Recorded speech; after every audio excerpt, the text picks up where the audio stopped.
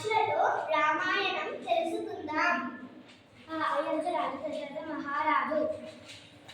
ఆయనకు ముగ్గురు భార్యలు, కౌసల్య, సుమిత్ర, కైకేయి. ఈ ఇళ్లలో వెలిసిన శ్రీరామచంద్రుడు. ఈయనకు ముగ్గురు తమ్ముళ్ళు, లక్ష్మణుడు, భరతుడు, శత్రుఘ్నుడు. ఉత్తమైనాడు సీతాదేవి. ఊర్మిళ లక్ష్మణుడి భార్య, సీతాదేవి చంద్రుడు.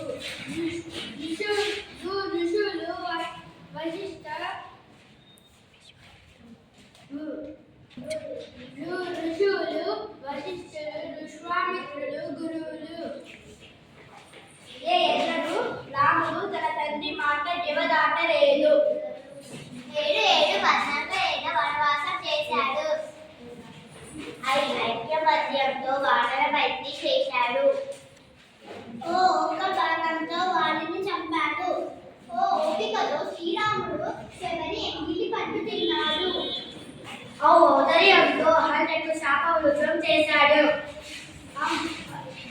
అందరితో కలిసి వరవిని